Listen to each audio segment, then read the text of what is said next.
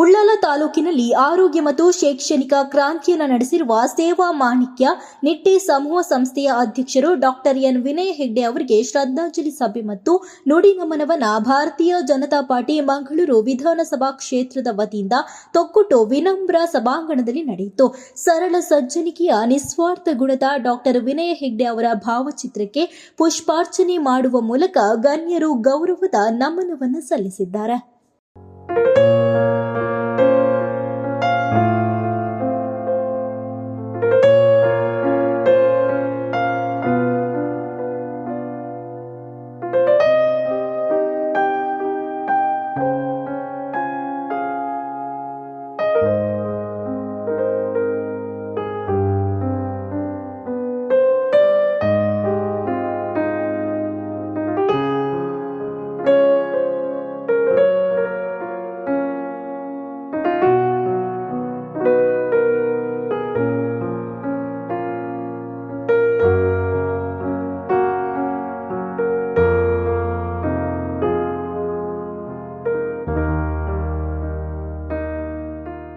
ಸಹಕಾರಿ ಪ್ರಕೋಷ್ಠ ಜಿಲ್ಲಾ ಸಂಚಾಲಕರಾದ ಟಿ ರಾಜಾರಾಮ್ ಭಟ್ ಅವರು ಮಾತನಾಡಿ, ಹುಟ್ಟು ಮತ್ತು ಸಾವುಗಳ ನಡುವಿನ ಸಾಧನೆ ಆದರ್ಶಮಯ ಅನ್ನುವ ಮಾತಿದೆ.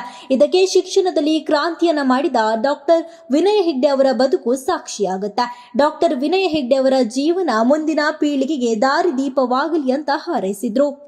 ಈ ಹುಟ್ಟು ಮತ್ತು ಸಾವುಗಳ ಮಧ್ಯೆ ಆ ವ್ಯಕ್ತಿ ಏನು ಸಾಧನೆ ಮಾಡಿದ್ದಾನೆ ಅಂತ ಅನ್ನೋದು ಸಮಾಜಕ್ಕೆ ಆದರ್ಶ ಅಂತ ಕಂಡು ಬಂದರೆ ಅವರು ನಮಗೆ ಪ್ರಾತಸ್ಮರಣೀಯರು ಅಂತಲೂ ಹೇಳಿದ್ದಾರೆ.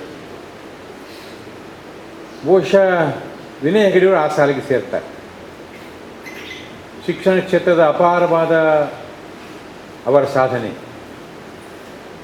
ಔದ್ಯೋಗಿಕವಾಗಿ ಅವರು ಮಾಡಿದಂತಹ ಅದ್ಭುತವಾದ ಕಾರ್ಯಪ್ರಗತಿ, ಇದೆರಡು ನಮ್ಮ ಸಮಾಜಕ್ಕೆ ಯುವಕರಿಗೆ ಒಂದು ಮನ್ವಂತರವನ್ನು ಸೃಷ್ಟಿ ಮಾಡಿಕೊಟ್ಟಿದ್ದಾರೆ ಅಂತ ನಾನಾದರೂ ಭಾವಿಸ್ತೇನೆ. ನಾನು ಜಯರಾಮ್ ಶೆಟ್ಟರು CPC ಕಂಪನಿಗೆ ಕೆಲಸಕ್ಕೆ ಹೋಗ್ತಾ ಇದ್ದಾಗ ಅವರ ಮೇಲೆ ಭಾರಿ ಸಿಟ್ಟಿತ್ತು ನನಗೆ, ಜಯರಾಮ್ ಶೆಟ್ಟರ ಮೇಲೆ. ನಾವು ಮುಡಿಬಿಯಿಂದ ಬಸ್ಸಲ್ಲಿ ನಿಂತು ನೇತಾಡ್ಕೊಂಡು ಬರೋದು. ಜಯರಾಮ್ ಶೆಟ್ಟರು ಬಸ್ ಹತ್ತಿಗಳು 150 ಜನ ಅವರು ಸೀಟ್ ಬಿಟ್ಟು ಕೊಡೋರು. ನನಗೆ ಆಗ ಅವ್ರ ಕಾರಣ ನಂಜಾಗ್ತಾಯಿತ್ತು. ಮುಂದೆ ಅನ್ನಿಸ್ತು ನನಗೆ, ಅವ್ರು MLA ಆದಾಗ ಬಹುಶಃ ಜನ ಇದಕ್ಕೆ ಅವರಿಗೆ ಗೌರವ ಕೊಟ್ಟಿದ್ದಾರೆ ಅಂಥ ಸ್ಥಿತಿ ಇವತ್ತು ವಿನಯ್ ಹೆಗ್ಡೆ ಅವರಿಗೆ ಬಂದಿದೆ. ಜಯರಾಮ್ ಶೆಟ್ಟರಿಗೆ ಬಸ್ಸಲ್ಲಿ 50 ಜನ ಸೀಟ್ ಕೊಟ್ಟಿದ್ದರೆ ಇವತ್ತು ಇಡೀ ಭಾರತ ದೇಶದ ಶೈಕ್ಷಣಿಕ ಕ್ಷೇತ್ರದಲ್ಲಿ ವಿನಯ್ ಹೆಗ್ಡೆ ಅವರಿಗೆ ಅದು ಮೊದಲನೇ ಸ್ಥಾನ. ಯಾವುದೇ ಎಡರು ತೊಡರುಗಳು ಬಂದರೂ ಕೂಡ, ಯಾರ ವಿರೋಧಗಳು ಬಂದರೂ ಕೂಡ, ಯಾವ ಕಾಂಪಿಟೀಷನ್ ಇದ್ದರೂ ಕೂಡ ಅದೆಲ್ಲವೂ ಕೂಡ ಮೆಟ್ಟಿ ನಿಂತು ಸ್ವಯಮೇವ ಮೃಗೇಂದ್ರತ ಅಂತ ಬಾಳಿದವರು ವಿನಯ್ ಹೆಗ್ಡೆ. ವಿನಯ್ ಹೆಗ್ಡೆಯವರ ಜೀವನ ನಮ್ಮ ಮಕ್ಕಳಿಗೆ ಅದು ಆದರ್ಶ. ನಾವು ವಿವೇಕಾನಂದರ ಕತೆ, ರಾಮಕೃಷ್ಣ ಪರಮಹಂಸರ ಕತೆ, ಚಂದ್ರಶೇಖರ್ ಆಜಾದನ ಕತೆ, ಭಗತ್ ಸಿಂಗನ ಕತೆ ಹೇಳುವ ಬದಲು ವಿನಯ್ ಹೆಗ್ಡೆಯವರು ಸಾಧಿಸಿದ ಆ ಸಾಧನೆಯನ್ನು ಮಕ್ಕಳಿಗೆ ತಿಳಿ ಹೇಳಲಿಕ್ಕೆ ಸಾಧ್ಯ ಆದರೆ ಅದಕ್ಕಿಂತ ದೊಡ್ಡ ಒಂದು ನೀತಿ ಪಾಠ ಇಲ್ಲ ಅಂತ ನಾನಾದರೂ ಭಾವಿಸಿಕೊಂಡಿದ್ದೆ. ಈ ವೇಳೆ ಅರೆ ಅಲೆಮಾರಿ ಅಭಿವೃದ್ಧಿ ನಿಗಮದ ಮಾಜಿ ಅಧ್ಯಕ್ಷರಾದ ರವೀಂದ್ರ ಶೆಟ್ಟಿ ಉಳಿದೊಟ್ಟು ಮಾತನಾಡಿ, ವಿನಯ್ ಹೆಗ್ಡೆ ಅವರು ದೇರಳಕಟ್ಟೆಯನ್ನ ಅಭಿವೃದ್ಧಿ ಪಥದಲ್ಲಿ ಮುನ್ನಡೆಸುವಲ್ಲಿ ಪ್ರಮುಖ ಕಾರಣಕರ್ತರು. ನಿಟ್ಟೆ ಹೆಸರನ್ನ ದೇಶದಾದ್ಯಂತ ಪಸರಿಸುವಲ್ಲಿ ಶ್ರಮಿಸಿದವರು ವಿನಯ್ ಹೆಗ್ಡೆ. ದೊಡ್ಡ ಮಟ್ಟದಲ್ಲಿ ಬೆಳೆದಿದ್ರು, ಸರಳ ಜೀವನವನ್ನೇ ಸದಾ ಅನುಸರಿಸುತ್ತಾ ಹಲವರಿಗೆ ನಿದರ್ಶನವಾದವರು. ಇಂದು ಡಾಕ್ಟರ್ ವಿನಯ್ ಹೆಗ್ಡೆ ಅವರು ನಮ್ಮ ಜೊತೆ ಇಲ್ಲದಿದ್ದರೂ ಅವರ ಕೊಡುಗೆಯನ್ನ ಮುಂದಿನ ಪೀಳಿಗೆ ಕೊಟ್ಟು ಹೋಗಿದ್ದಾರೆ ಅಂತ ಹೇಳಿದ್ದಾರೆ. ಒಬ್ಬ ವ್ಯಕ್ತಿ ಸಮಾಜದಲ್ಲಿ ಯಾವ ರೀತಿ ಸಾಧನೆ ಮಾಡಿದರೆ ಯಾವ ರೀತಿ ಒಂದು ಆದರ್ಶ ವ್ಯಕ್ತಿಯಾಗಿ ತೋರಿಸಬಹುದು ಎಂಬ ತೋರಿಸಿಕೊಟ್ಟವರು ಡಾಕ್ಟರ್ ಎನ್ ವಿನಯ್ ಹೆಗ್ಡೆ ಅವರು. 1979ರಲ್ಲಿ ನಿಟ್ಟೆ ಎಜುಕೇಷನ್ ಟ್ರಸ್ಟನ್ನು ಸ್ಥಾಪನೆ ಮಾಡಿ ಇವತ್ತು ಮಂಗಳೂರು, ಬೆಂಗಳೂರು, ನಿಟ್ಟೆ ಈ ಭಾಗದಲ್ಲಿ ಸುಮಾರು 40ಕ್ಕಿಂತಲೂ ಹೆಚ್ಚು ಶಿಕ್ಷಣ ಸಂಸ್ಥೆಗಳನ್ನು ಸ್ಥಾಪನೆ ಮಾಡಿ ಸಾವಿರಾರು ಮಂದಿಗೆ ಅನ್ನದಾತನಾಗಿ ಅಥವಾ ಉದ್ಯೋಗವನ್ನು ನೀಡಿದಂಥ ಒಬ್ಬ ಶ್ರೇಷ್ಠ ವ್ಯಕ್ತಿ ಡಾಕ್ಟರ್ ಎನ್ ವಿನಯ್ ಹೆಗ್ಡೆ ಅವರು. ನಮ್ಮ ಪೇಜಾವರ ಶ್ರೀಗಳ ಪರಮ ಭಕ್ತರು ಕೂಡ, ಪೇಜಾವರ ಸ್ವಾಮೀಜಿಗಳು ಪ್ರತಿ ಬಾರಿ ಅವರ ವಿದ್ಯಾಸಂಸ್ಥೆಗೆ ಬಂದಾಗ ನಾನು ಕೂಡ ಒಂದು ಸಂದರ್ಭದಲ್ಲಿ ಅಲ್ಲಿ ಇದ್ದೆ. ದೇರಳಕಟ್ಟೆಯನ್ನ ದೇವರಕಟ್ಟೆ ಮಾಡಿದಂಥ ವ್ಯಕ್ತಿ ವಿನಯ್ ಹೆಗ್ಡೆ ಅಂತ ಹೇಳಿದ ಮಾತು ಈಗಲೂ ಕೂಡ ನೆನಪಿದೆ.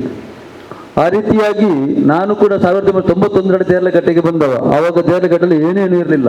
ಈ ದೇರಳಕಟ್ಟೆ ಈ ರೀತಿಯಾಗಿ ಅಭಿವೃದ್ಧಿ ಹೊಂದಬೇಕು ಅಂತಾದರೆ ಆ ಕಡೆ ಅಚ್ಚೇಗೋಳಿಯಲ್ಲಿ KSRP ಅಥವಾ ಯೂನಿವರ್ಸಿಟಿ ಎಲ್ಲ ಇದ್ರೂ ಕೂಡ ದೇರಳಕಟ್ಟೆ ಇಷ್ಟೊಂದು ಅಭಿವೃದ್ಧಿಯನ್ನು ಕಾಣಲಿಕ್ಕೆ ಮುಖ್ಯ ಕಾರಣ ನಮ್ಮ ಡಾಕ್ಟರ್ ವಿನಯ್ ಹೆಗ್ಡೆ ಅವರು. ಇವತ್ತು ದೇರಳಕಟ್ಟೆ ಅಂತಂದ್ರೆ ಆ ರೀತಿ ಒಂದು ಅಭಿವೃದ್ಧಿಯನ್ನು ಪಡೆಯುತ್ತಿರುವಂಥ ಪ್ರದೇಶ. ಆ ಪ್ರದೇಶದಲ್ಲಿ ಒಂದು ನಮ್ಮ ಲೋಕಸಭೆಯ ಮಾಜಿ ಸ್ಪೀಕರ್ ಆಗಿ ಸುಪ್ರೀಂ ಕೋರ್ಟಿನ ಒಬ್ಬ ಜಸ್ಟಿಸ್ ಆಗಿರತಕ್ಕಂಥ ಕೌಡೂರು ಸದಾನಂದ ಶೆಟ್ಟಿ ಅವರ ಮಗನಾಗಿ ಆ ಹೆಸರನ್ನು ಉಳಿಸಿ ಒಟ್ಟು ನಿಟ್ಟೆ ಎಂಬ ಹೆಸರನ್ನು ದೇಶದಾದ್ಯಂತ ಪಸರಿಸಿದಂಥ ಖ್ಯಾತಿ ನಮ್ಮ ವಿನಯ್ ಹೆಗ್ಡೆ ಅವರಿಗೆ. ಬಿಜೆಪಿ ಮಂಗಳೂರು ವಿಧಾನಸಭಾ ಕ್ಷೇತ್ರದ ಅಧ್ಯಕ್ಷರಾದ ಜಗದೀಶ್ ಕುವೆತ್ತಬೈಲು ಮಾತನಾಡಿ, ದೇರಳಕಟ್ಟೆ ಗ್ರಾಮೀಣ ಪ್ರದೇಶದಲ್ಲಿ ವಿದ್ಯಾಸಂಸ್ಥೆಯನ್ನ ಸ್ಥಾಪಿಸುವುದು ಸುಲಭದ ವಿಚಾರವಲ್ಲ.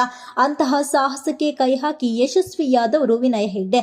ಅಂದು 500 ರೂಪಾಯಿ ಖರೀದಿಸಿದ ಪ್ರದೇಶ ಇಂದು 20-30 ಲಕ್ಷ ಬೆಲೆ ಬಾಳುವಂತೆ ಮಾಡಿದವರು ಇದೇ ಹೆಗ್ಡೆಯವರು. ಬಡವರ ಸಂಕಷ್ಟಕ್ಕೆ ಸ್ಪಂದಿಸುವ ಕರುಣಾಮಯಿ ಆಗಿದ್ರು. ಪಕ್ಷದ ತತ್ವಗಳನ್ನು ಅಳವಡಿಸಿಕೊಂಡು ಯಾವುದೇ ಹುದ್ದೆಗೆ ಆತೊರೆಯದೆ ಉತ್ತಮ ವ್ಯಕ್ತಿಯಾಗಿ ಬದುಕಿ ಬಾಳಿದವರು ಎಂದು ಡಾಕ್ಟರ್ ವಿನಯ್ ಹೆಗ್ಡೆ ಅವರ ಸರಳತೆಯ ಬಗ್ಗೆ ವಿವರಿಸಿದ್ರು. ವಿನಯ್ ಹೆಗ್ಡೆ ಅವರು ಶಿಕ್ಷಣ ಕ್ಷೇತ್ರದಲ್ಲಿ ಒಂದು ಅಭೂತಪೂರ್ವ ಸಾಧನೆಯನ್ನು ಮಾಡಿದಂತಹ ಒಬ್ಬ ಧೀಮಂತ ವ್ಯಕ್ತಿ ಅಂತ ಹೇಳಲಿಕ್ಕೆ ನಾನು ಈ ಸಮಯದಲ್ಲಿ ಇಚ್ಛೆ ಪಡುತ್ತೇನೆ.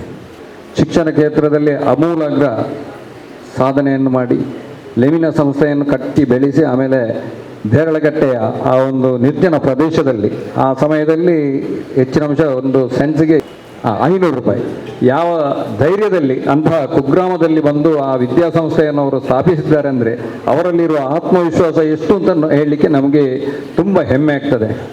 ಅಂಥ 500 ರೂಪಾಯಿಯಲ್ಲಿ ಆ ಒಂದು ಜಾಗದಲ್ಲಿ ಕಟ್ಟಿದ ಆ ಒಂದು ವಿದ್ಯಾಸಂಸ್ಥೆಯ ಎದುರುಗಡೆ ಇವತ್ತು ಅದೇ ಜಾಗಕ್ಕೆ ಸೆನ್ಸಿಗೆ ನಾವು 20 ಲಕ್ಷ ರೇಟನ್ನು ಆ ಒಂದು ಮಾರ್ಕೆಟ್ನಲ್ಲಿ ಬರುವ ಹಾಗೆ ಮಾಡಿದಂತಹ 20-30 ಲಕ್ಷ ರೇಟನ್ನು ಸೆನ್ಸಿಗೆ ಬರುವಂಥ ಆ ಒಂದು ದರವನ್ನು ನಿಗದಿಪಡಿಸುವಲ್ಲಿ ಮುಖ್ಯ ಒಂದು ಪಾತ್ರ ನಮ್ಮ ವಿನಯ್ ಹೆಗ್ಡೆ ಅವರದ್ದು.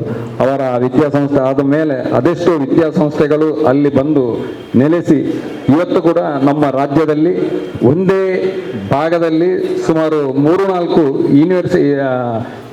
ಮೆಡಿಕಲ್ ಕಾಲೇಜುಗಳು ಕಾರ್ಯನಿರ್ವಹಿಸುತ್ತದೆ ಅಂದರೆ ಇದು ನಮ್ಮ ದೇರಳಕಟ್ಟೆ ಅಂತ ಹೇಳಲಿಕ್ಕೆ ನಮಗೆ ಹೆಮ್ಮೆ ಆಗ್ತಾ ಇದೆ. ಕಾರ್ಯಕ್ರಮದಲ್ಲಿ ಮಾಜಿ ಶಾಸಕರಾದ ಕೆ ಜಯರಾಮ್ ಶೆಟ್ಟಿ, ನಿಕಟಪೂರ್ವ ಮಂಡಲ ಅಧ್ಯಕ್ಷರಾದ ಚಂದ್ರಹಾಸ್ ಉಚ್ಚಿಲ್, ಚಂದ್ರಹಾಸ್ ಉಳ್ಳಾಲ್ ಅವರು ಶ್ರದ್ಧಾಂಜಲಿ ಅರ್ಪಿಸಿ ನುಡಿ ನಮನವನ್ನು ಸಲ್ಲಿಸಿದರು. ಈ ಜಿಲ್ಲೆಯ ಈ ರಾಜ್ಯದ ಒಬ್ಬ ಶ್ರೇಷ್ಠ ಶೈಕ್ಷಣಿಕ ವ್ಯಕ್ತಿತ್ವ ಹೊಂದಿರುವಂಥವರು ವಿನಯ್ ಹೆಗ್ಡೆ ಅವರು. ಶೈಕ್ಷಣಿಕದಲ್ಲಿ ಭಾಳಷ್ಟು ಬದಲಾವಣೆಗಳನ್ನು ಭಾಳಷ್ಟು ಉದ್ದೀಪನಗೊಳಿಸುವಂಥ ದೃಷ್ಟಿಯಲ್ಲಿ ಅವರು ಕೆಲಸ ಮಾಡಿದವರು. ಇವತ್ತು ಉಳ್ಳಾಲ ಕ್ಷೇತ್ರದಲ್ಲಿ ಭಾಳಷ್ಟು ದೊಡ್ಡ ಪ್ರಮಾಣದಲ್ಲಿ ಶೈಕ್ಷಣಿಕ ವ್ಯವಸ್ಥೆಯನ್ನು ಮಾಡಿಕೊಂಡು ಭಾಳಷ್ಟು ಜನರಿಗೆ ಉದ್ಯೋಗವನ್ನು ಕಲ್ಪಿಸಿಕೊಟ್ಟವರು. ನನಗೆ ವಿನಯ್ ಹೆಗ್ಡೆ ಅವರು ವೈಯಕ್ತಿಕವಾಗಿ ಪರಿಚಯ. ಹೇಗೆ ಅಂತ ಹೇಳಿದರೆ, ನಾನು ನನ್ನ ಗ್ರ್ಯಾಜುಯೇಷನ್ ಆದಾಗ 1970 ಗ್ರ್ಯಾಜುಯೇಷನ್ ಆದ ಕೂಡಲೇ ನನಗೆ CPC ಕಂಪನಿಯಲ್ಲಿ ಉದ್ಯೋಗ ಸಿಕ್ಕಿತ್ತು. ನಾನು CPC ಕಂಪನಿಯಲ್ಲಿ ಅಲ್ಲಿ ಬೆಳಿಗ್ಗೆ 8 ಗಂಟೆಯಿಂದ 12 ಗಂಟೆವರೆಗೆ, 2 ಗಂಟೆಯಿಂದ 5:30 ಗಂಟೆಗೆ ಅವರ ಆಫೀಸ್ ಕಾರ್ಯಾಲಯ ಸಮಯ. ಆವಾಗ ನನಗೆ ವಿನಯ್ ಹೆಗ್ಡೆ ಅವರು ಅಲ್ಲಿ ಉದ್ಯೋಗಿ. ನಾನು CPCಗೆ ಸೇರಿ 6 ತಿಂಗಳಾಗುವಾಗ ಅವರು ಲೆಮಿನಸ್ ಸಸ್ಪೆನ್ಸ್ ಪ್ರಾಡಕ್ಟ್ಸ್ ಬೈಕ್ ಕಂಪನಿಯಲ್ಲಿ ಪ್ರಾರಂಭ ಮಾಡಿದರು.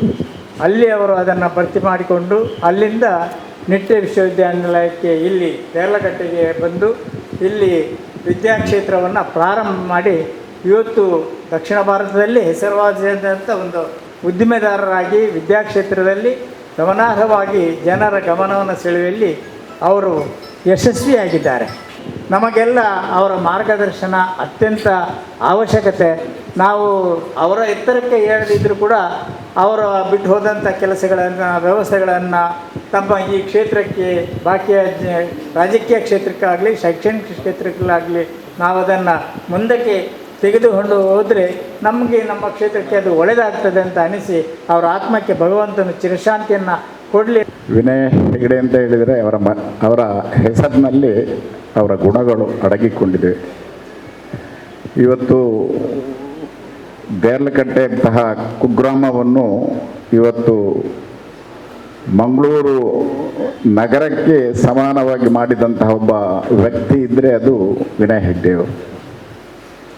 ಹಲವಾರು ಬಡ ಮಕ್ಕಳಿಗೆ ವಿದ್ಯಾಭ್ಯಾಸವನ್ನು ಕೊಟ್ಟು ಹಲವಾರು ಶಾಲೆಗಳನ್ನು ದತ್ತು ತೆಕ್ಕೊಂಡು ಇವತ್ತು ದೇಶದ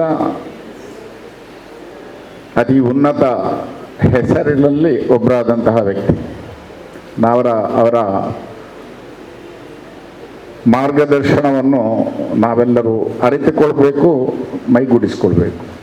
ನಾನು 1997 2002 ತನಕ ಸೋಮೇಶ್ವರ ಗ್ರಾಮ ಪಂಚಾಯತ್ನ ಅಧ್ಯಕ್ಷನಾದಿದ್ದಂಥ ಸಂದರ್ಭದಲ್ಲಿ ನನಗೆ ಡಾಕ್ಟರ್ ಶಾಂತಾರಾಮ್ ಶೆಟ್ಟರು ಭಾರಿ ಆತ್ಮೀಯರಾಗಿದ್ದರು. ಆವಾಗ ಪ್ರಾರಂಭದಲ್ಲಿ ನೆಟ್ಟೆ ದೇರ್ಲಕಟ್ಟೆಯಲ್ಲಿ ಆಸ್ಪತ್ರೆ ಪ್ರಾರಂಭ ಆಗುವಂಥ ಸಂದರ್ಭದಲ್ಲಿ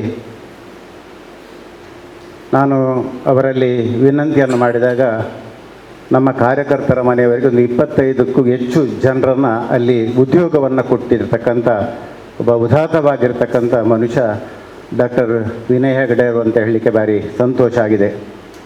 ಅವರ ಆದರ್ಶ ನಮಗೆಲ್ಲರಿಗೂ ಕೂಡ ಒಂದು ದಾರಿದೀಪವಾಗಲಿ. ಅವರ ಆದರ್ಶವನ್ನು ನಾವು ಈಗ ಭಾರತೀಯ ಜನತಾ ಪಾರ್ಟಿಯ ಎಲ್ಲ ಕಾರ್ಯಕರ್ತರು ಅದನ್ನು ಅಳವಡಿಸಿಕೊಂಡಾಗ ಮುಂದಿನ ದಿನಗಳಲ್ಲಿ ನಾವು ಒಳ್ಳೆಯ ಕೆಲಸ ಕಾರ್ಯಗಳನ್ನು ಮಾಡಲಿಕ್ಕೆ ಸಾಧ್ಯ.